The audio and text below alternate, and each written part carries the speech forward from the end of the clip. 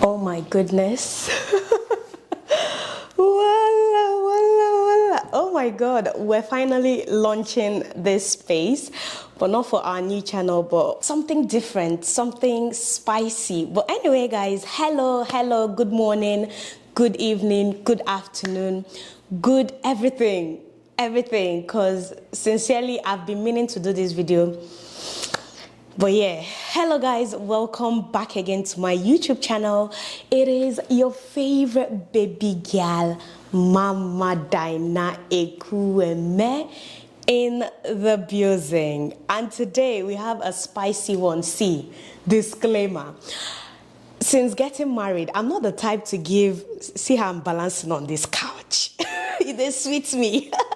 Since getting married, I'm not the type to give marriage advice. Like, I try to run away from, giving marriage advice, because I just feel like 4 years of marriage, what is there to advise? Like, you're just, you're just a leap into marriage, and you have forever to go, until death to go.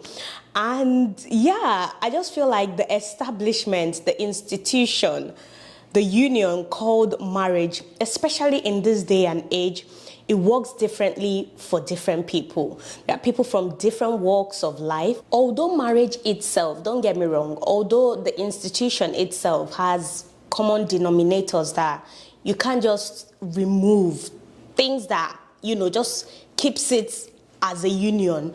I feel like in this day and age, more people are choosing what works for them, be it traditional, liberal, 50-50, 70-30, 20-80. Everyone has their own cup of tea. So therefore, you're not going to be getting advices from me. What you're going to be getting, they're more like lessons, things that I have lived through. I would say experiences that if I were to start all over, I would humbly correct all these mistakes, all these things I'm still learning, things I'm still working on, because we're just 4 years in.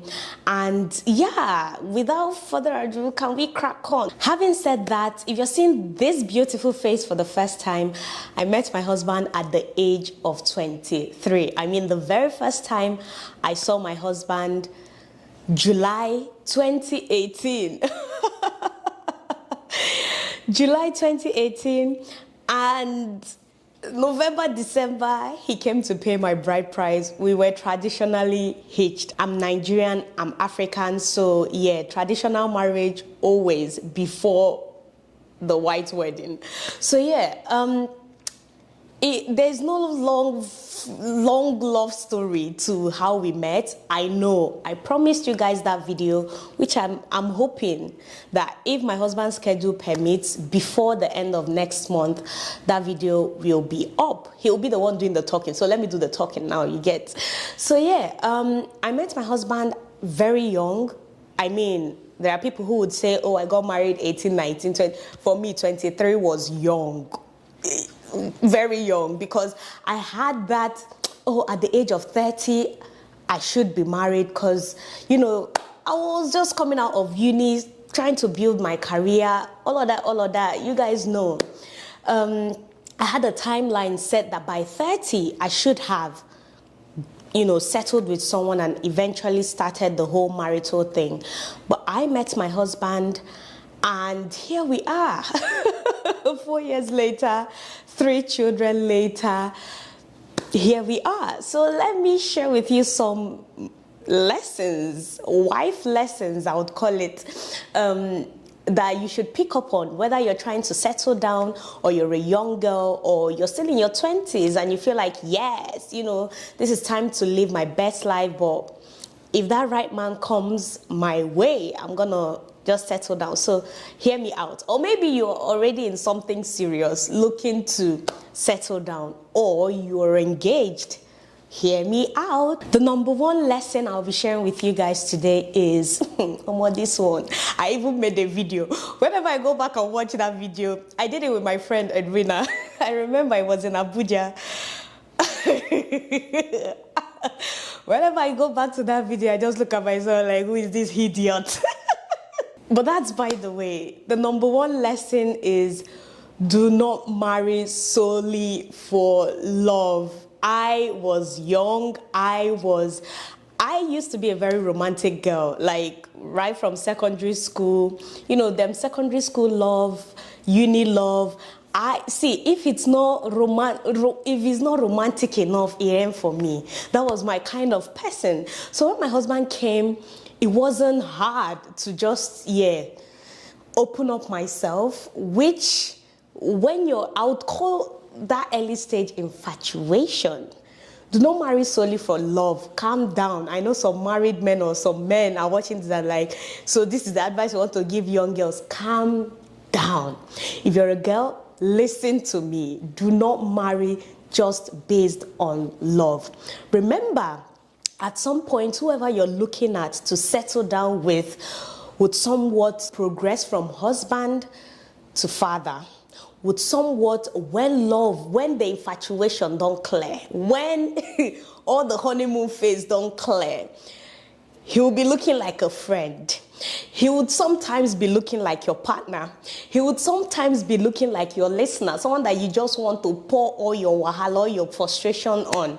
He would be everything in that lifetime of yours. So if you're marrying based off of love, there are times when, let's just be honest, the only person that can unconditionally on this earth love you, I feel unconditional love, and this is from my own experience, it comes from mothers. Mothers love, I feel like mothers, I don't mean people who just want to bear children for the sake, I mean mothers. Those are the people that on earth, they somewhat are close to that unconditional level. So there will be times in your marriage where the love, it don't clear, especially when the kids start coming. When the first child comes, they do you like, who is this? Who is this person? Who am I living with? Who is this man? After the first child, the second child is like, is this what I have to deal with? Is this what I'm going to deal with? Then the third, I might as well. Let's just get on with it. Let me find a way around this. Let's compromise. Let's talk it out. Let's try. Difficult conversations, fights, whatsoever, everything would eventually creep in. Do not marry just for love. Look at character. Look at, financial capability. I know when my friend was like, she will pick money over love. I wasn't mature to that point. If you're looking to build a family, to build your own people, to build your crowd, you need a provider, someone that can provide even during the days that you cannot do anything, days that you just can't as a woman, because our responsibilities as women in marriage, they're endless. So there are so many things that have to tick, not just love, okay? Listen, I need to talk to them girls. I need to talk to ladies who are looking to settle down before the age of 25. I know many people advise, oh, you're not mature, you're not this, you're not that, you know nothing until this. Everyone is different. There are people who have married at that early age, 30, 31, they're divorced. There are people who are married at early age, 50 years on, they're still waxing. Like I said, in 2023, marriage, the institution called marriage, people are doing what is working for them. So, like I said, if your choice is to settle or you found the man, the right person at that age, 21, 22, 23, 24, you feel like you're done with school, you know where you're going, you're building a business, you're building your finances, you're setting yourself up, because these days, let's be honest, there are lots of young entrepreneurs getting it, doing it. They are very handy. Let's talk. Are you ready for this one? And this one is especially for my Nigerian girls. You will lose your single friends, some of them. And it's okay. It's okay. There are people who would tell you at that age, or they may just naturally dissociate from you because they cannot relate anymore. There are people who would feel like, oh, I don't want to, be that person who would be trying to drag you out, as it seemed, try to get you to go to parties or to do the things that you guys once were doing. And you find out that it's just not jamming. It's not jamming. There will be those ones that would definitely stick around, those ones who would understand the journey that you are obviously entering into. It's okay. Do not beat yourself up. I remember when I got married, it was the loneliest journey for me when it comes to friendship. I remember the very first year of my marriage, the second year even the third year. The third year, what made it bearable was that obviously my best friend, she moved to Port Harcourt. It was just making more sense, you get. But the very first year and the second year, they were the loneliest when it comes to friendship. Not in the sense that I didn't have people around me, but in the sense that I wish there were people who were doing the same thing as I did. And that's the reality that no one would prepare you for. You may be the only one in your group of friends getting married at that early stage. And it's okay. Do not feel guilty doing what you need to do for your sanity, for your marriage, to protect your own. I know that there are so many back and forths about single people and married people, friendship and all of that. But one thing I want you to take away from this video is that you have always been in that life with them. You have always known what it is to be single. Now, if you're moving into marriage, being the first person leaving the crowd will feel strange. Sometimes they can guilt trip you. Sometimes they would come to your home, depending on the sort of friends. We're young, naive. People don't know. They don't know what hurts and what doesn't. I don't want to say that most of them intentionally would do things to hurt you, but it's from a place of they don't know where you are, the level you are in, or they don't want to understand it.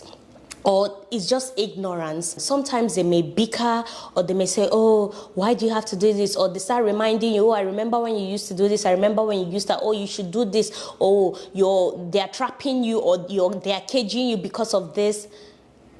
When there has been a shift, if you are that friend who is married and you're mature enough to understand that you still value these friendships, you still want to have these friends in your life, you still understand that you have to make time to hang out and do things that would align with your marriage. Because the moment you leave that singlehood, there are things that you should be letting go of.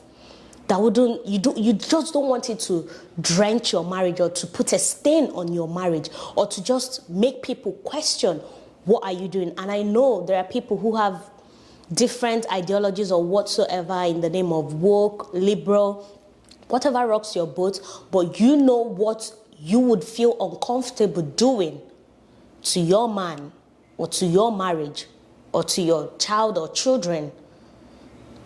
So why the pressure of trying to impress friends or to go back to the life you used to be, whilst, just that push and pull effect? You need to have difficult conversations where you have to express yourself. This is where I am now. It's not to shove it that, because many people see that, oh, they are married now, they don't. Some people just put the blame on the married one, not asking me as a single friend, or me as a friend who, I've seen my friend progress from this to this. What are the things that I need to adjust if I do value this friendship? I don't know. Maybe I'm making sense. Maybe I'm not making sense. Personally, as someone with maybe only 2 single friends, and these are single friends who truly understand where I am, and they don't try to shove things. There's that understanding.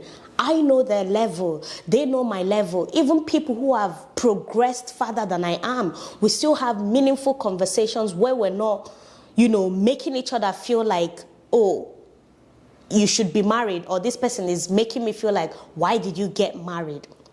I don't know if I'm making any sense. I don't know how to put it in words, but there should be a level of understanding. And if you feel like there is a friction and you're feeling pressured, or you're having all this negative talk, all this negative attitude. It may not even be words or whatsoever. It may just be gestures or just tantrums or whatsoever. You need to cut it off, baby. You need to cut it off. Don't try to impress your in-laws.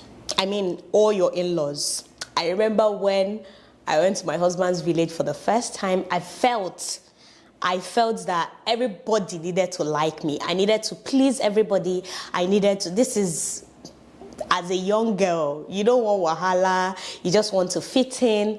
I married the last born. My husband is the last born, so I have to answer to everybody. I have to not want, even if you're giving me a cold shoulder, even if you're giving me attitude, I have to just take it all in and, do what I need to do just to feel that I'm not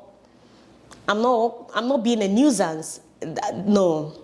Don't do that. Be respectful, especially when you're seeing your in-laws for the first time. Greet everyone. First impressions, they say matter. So put out your best foot. But at the same time, if anyone is giving you attitude, giving you that I don't like you, or you're not married to that person. Unless it's a situation where things cannot be done without going through that person, then you have to come to a compromise. This short while, let me tolerate. This short while, let me see how I can get around this person. But you must not impress all your in-laws. If you like, climb Mount Everest for somebody inside that your husband's family that don't like you. If they don't like you, they don't like you. Maybe it's the way you're breathing. They don't like it. So just like who likes you, mingle with who mingles with you, stay respectful, mind your business, and just, it's what it is. There are people who are totally married into families that it's not even their husbands that are pressuring them or giving them headache, but their in-laws. Unless you're living with your in-laws, which I do not advise, just tolerate what you need to tolerate. If it's a must, and keep it moving. If having children is your cup of tea, if you're getting married at the age of 21, 22, 23, 24, however early you choose, listen, if having children is your cup of tea, nobody knows your body like you. No one would ever know your baby or your babies like you. So no matter how many advices you would get from your mom, from your in-laws, from your doctors, from your nurses, from everybody, because especially first-time moms, the first time you're going to give birth, you will get advice from people that you know, from people you don't know, solicited, unsolicited, you're going to get advice. Learn to filter. You would always want to listen to yourself, listen to your body. Just know what works for you and your baby or your babies. They may tell you, use this, use that, carry this one, put that one. There will be just one thing, one magic or one trick you would do, and your baby will just adjust. And it's just because you are the mother. You need to understand this. Your own money is important. Write it somewhere. I know some people, many people's stories may not be like mine. We started young. Although my husband is 10 years older than me, but I met him, when we were back in Nigeria. He was very much a young doctor, still navigating the whole thing, although with tons and tons of years of experience. Long story short, I entered my own marriage with zero in my bank account. I hadn't even done my NYSC. If you're Nigerian, you know what NYSC means. I did NYSC inside marriage, yes. I had zero in my bank account. I was like, you see this man, I love him. I love him to the point of not having shishi to enter the marriage. My dear sisters and brothers, wives to be, get your own money. Get your own money. Even if it's 10 kobo, where they get every month, have your own money. It is very important. I don't want to stress on that because there are some days when it comes to family, when it comes to men, providers, especially when the kids, they start coming, that's when you would understand the importance of budgeting, the importance of, this money is for this money is for that. Things will be rationed, not during the honeymoon phase when people are still flexing, you get. Even during the honeymoon phase, even when the kids are not there yet, it's not everybody that marries men that are, I don't know, let me cite an example. From dating time, during our dating phase, the few months that we dated, he used to credit my account. When we eventually got married, he was still crediting my account. Whenever we had misunderstandings or, normal couple issues, marriage, he still would credit my account. There are some men that would use that. That's called financial abuse. They will withhold it just because of one issue, or maybe they want to guilt trip you into doing something, or maybe people are different and you wouldn't know who you are or who you're married to or who you're dating until you start living with them. Even if you've been in relationship 1 year, 2 years before settling down, if you haven't lived with somebody, you truly do not know them. Take it from me. You need to have your money. Not just the vex money part, the part where you can spend and not feel guilty and not feel like you're moving the family's budget, or you're doing something, or you need permission, or have your own money. Okay? For emergency to have your own money. Another lesson you need to hear from me is that your old self is never coming back. So just burn that bridge and mourn it. Just say bye-bye. After having my first child, even if you're able to get the body back, even if you're maybe probably level up more than you were before you got married, you're never getting that human being back. That personality, that, the circle of friends, the things that excited you at the time, the things that tripped you, that moved you, you'd always reminisce. You would always reminisce those times. And it's okay. Like I said, mourn it, burn that bridge, and move on. Whosoever you're leveling up to be in your marriage should be a different, like an entire woman altogether. Should be a bomb-ass lady. Should be, just a different level of human being. You need to let go. I know motherhood can make us, especially after our first child, we start rethinking a whole lot of things. Many women go through depression, traumatic experiences, a whole lot of things, so many regrets. I promise you, with time, that fades.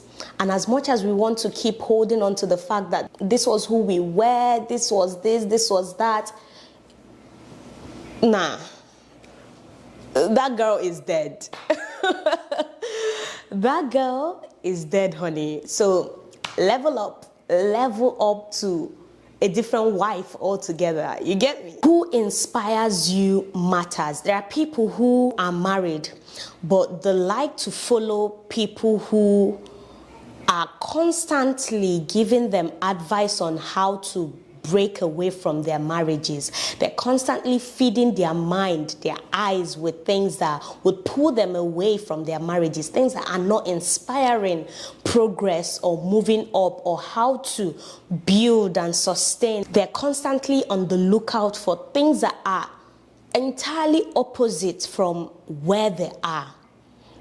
And you may say that, it doesn't really matter, it's just a tiny follow, or it's just that I like the way this woman talks, or it's just that I like the way this person expresses herself, even if what they do doesn't align with the path that you're currently in. The thing about what you feed your mind, what you follow, what you expose yourself to is, with time, you start playing the role. With time, it starts affecting you. With time, it starts, just creeping into your life slowly. You don't know how it may happen, but constantly hearing, constantly seeing, constantly watching these things that do not inspire you to stay married, to help your marriage, to build your marriage, to love yourself, to love your partner, to love your children, things that are outside of the union, it just killer joy. Killer joy. At some point, it comes knocking. It says, hello, you've been looking for me, here I am. So where are we going? Where are we going with this? So as a wife to be, or as a wife, learn to navigate your marriage by having people who share the same interests as you. Follow people who you look up to. Have mentors, support, family group, or people who just teaches you or inspires you to just keep going. It may be your parents, it may be strangers, it may be whosoever you're watching online, it may be whoever you're following, but just always feed your mind with where you're going, not with where you wish to be, because it can be really deceptive. And if you're not strong, if you're not strong-willed, things may occur and concur. The work in your marriage is not when times are good. I wish I knew this earlier. I wish I understood this earlier. See, I grew up, I don't know, I don't want to delve into that, but I'm seriously a non-confrontational human being. If you know me, you know me. Even watching me, you would know. Anything that will make me fight with you, or make me, make us sit face to face and start discussing things that I would just avoid it. I just learned to watch people, master people, avoid things that would push them to the edge, avoid things that will make them mad. That's my kind of person. Like, I just like being at peace, and it doesn't help. It doesn't help running away from things that would trigger your partner. When your partner finds things that are triggering about you and they want to have that discussion, you expect them to do the same. You start running away. You start not wanting to have the conversation. You start trying to fight. That's me. For even until today, this is still the part that I'm struggling with. Once my husband said we need to talk, hey, it's like my chest will just do fiam. It will just do fiam. I'm like, what does this man want to discuss? It's as if you're giving me mock exam to write, because to talk, to express, to fight, like can we be at peace? Everything is where. But the marriage, how strong your marriage is, how far your marriage would go, is not defined by the good times. It's not defined by how peaceful or how less confrontational or how you want to avoid all the problems altogether.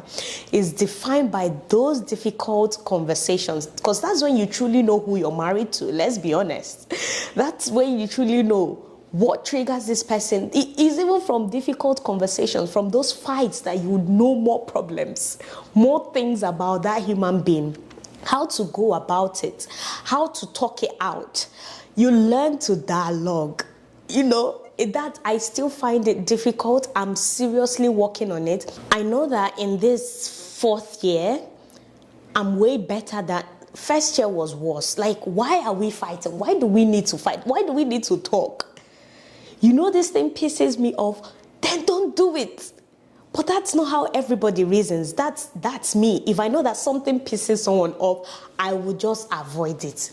I would just not do it, even if it makes me uncomfortable, which is bad. It's bad. So, learning to be open to the difficult conversations, those fights,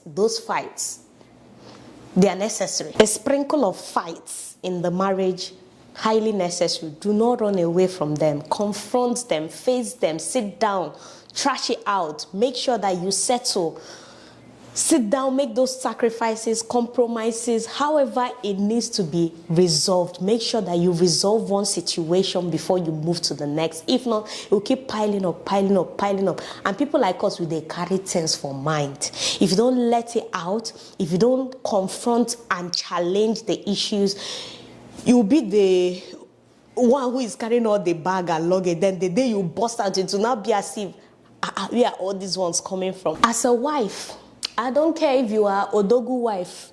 I don't care if you are Ned Nwoko wife. I don't care if you are which other Dan Tata's wife. I don't care what category of wife you are. But if you're having children, please have children that you financially you are capable of raising in case of anything. See, in marriages, women, I know, we tend to just go with whatever our husbands say, or whatever the family says, or whatever we feel is right, or whatever our friends are doing, or whatever we see other people, the numbers, whatsoever. Give birth to the children where be say, if anything happens, and this is not just to the Odogu wives, any category of wife that you are, make sure that whatsoever you have on the side, whether it's a business, a hustle, whatsoever, at least you can feed your child or children 3 square meals in a day. You're not begging. You're not running helter-skelter, trying to borrow something, trying to borrow school fees, trying to do this, trying to do that. Birth what you as a woman can financially feed. It's 2023 and so many women are still being shamed for being housewives, for choosing to stay at home to care for their kids, especially if you're like me who got married at the age of 23, just at the peak of starting my career, jumping onto the career ladder, just going for it. Marriage came, we're back to square one. The only certificates I can show now, aside from my BSc, are my children's certificates. And there is nothing wrong with that. If it's an option to stay at home. If it's not an option, then go for it, mama. Do not allow anybody make you feel guilty for staying home to care for your children. Do not allow anyone make you feel less than for staying home to look after those kids, especially during those early years. Do not allow anybody pressure you into, you should be doing this and doing that and doing that, to be jack of all trades. When you have a provider, when you have someone who is capable of, looking after you and your children, do not allow that pressure to creep in, especially if there is no form of abuse whatsoever, with your partner, be it financial, emotional, whatsoever. Do not allow that pressure get to you. Once your kids are grown, yes, it would always be a setback. We as women, we cannot have it all. We need to come to that realization. Even the ones that you look at, they have the career, they're still doing mom, doing this, they will come out and tell you that they have it 100, they're doing it all, they're jack of all trades, but something always has to give. You can't be 100 here and 100 here. So do not feel guilty or feel the pressure that, you're being mocked, or you're being, especially if you're well grounded education-wise, do not allow anybody feel. Motherhood is a role on its own, is a job on its own, is a job that nobody pays you for. Sacrifices are being made daily, every single day. Just do not feel any pressure being a stay-at-home mom if you marry early. Faith, money, career, kids, these 4 things must be talked about before you settle down. You must have an understanding with your partner before you settle down. When I got married early, I felt that that's the normal thing for a woman to make all these sacrifices, to give up their name, their church. It just has to come natural. It's the right thing to do. I found myself in so many occasions just naturally giving up things, naturally doing things, even when my husband did not ask for it. Even when he did not say, go and do this, go and do that. I just felt like I'm the wife. It's in my place to do all these things. Until, during some fights, during some conversations we've had, and then I'll bring up those things as score points. I don't know, I'll just just bring it up as score points. I did this, I did that. And then he tells me, but I didn't ask you to. I didn't ask you to do all that. So, you need to understand who you're getting married to, what they want. If they want one child and you want 5 children, you need to have that conversation.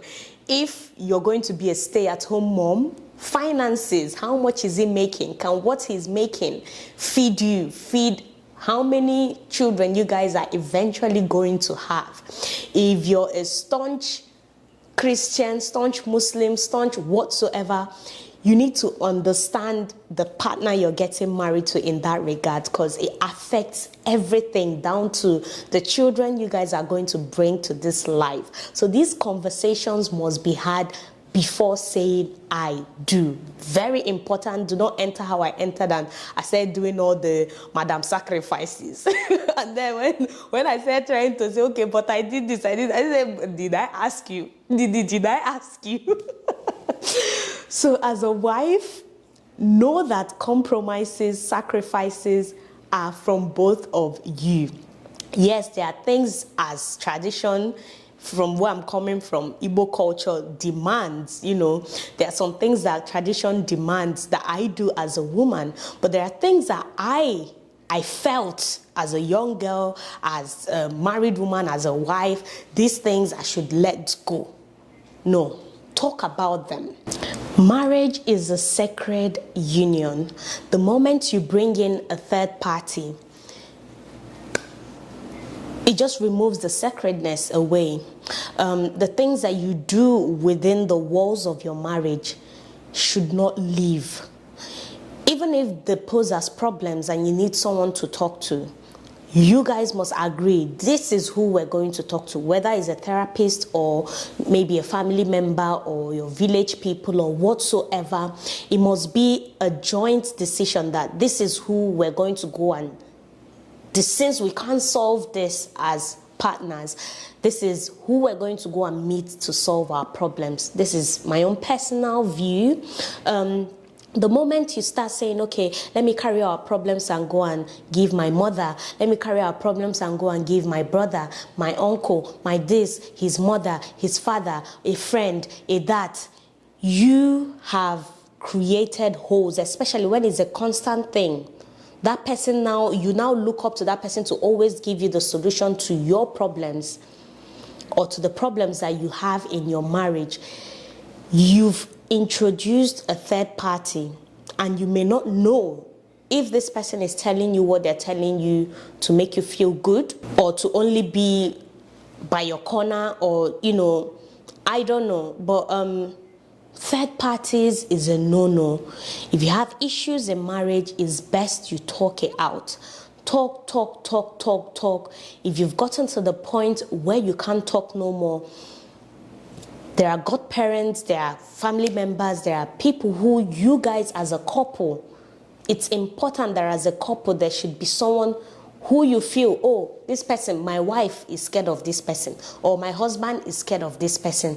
Let both of us go and meet and talk. For me, it's my father-in-law.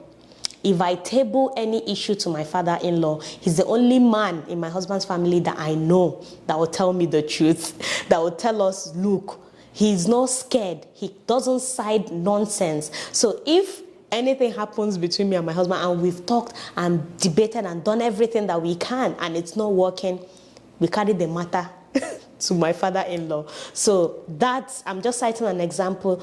That's who I run to for issues. I'm using my situation as an example. My father-in-law, he's someone who I can trust.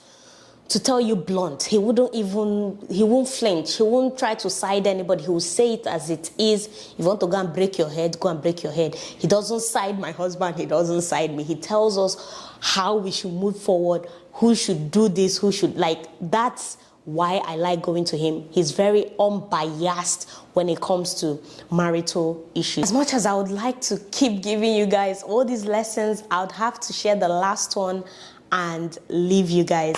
The last but not the least is that the first 4 years of your marriage are gonna be difficult because I have lived through it.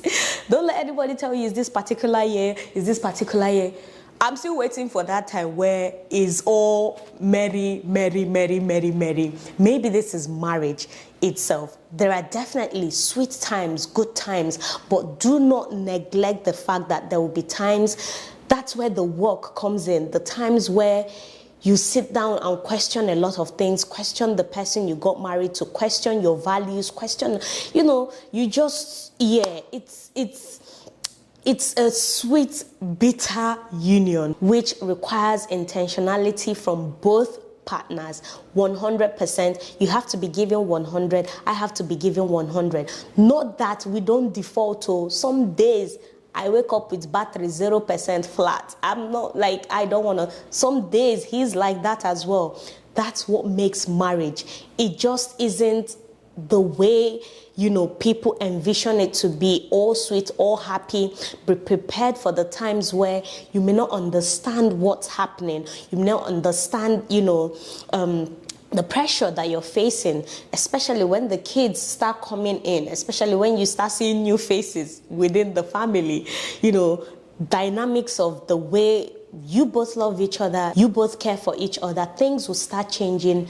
Change, they say, is the only constant thing. So learn to adapt, learn to evolve, learn to level up as a wife, learn to, just love yourself most importantly. Because the moment you start pouring into yourself, you see how easy it is for everything in the house, your husband, the children, everyone will start radiating the same way you're radiating. So I know I promise not to give advices, but it feels like advices, lessons, advices, whatsoever it may be. Hopefully you got one or two from this video. If you would like a part 2, let me know what you like about my new space. Thank you guys so much for watching. Happy 4 years anniversary to me and mines, and hopefully I see you guys in my next one. Remember to like and subscribe, and bye bye.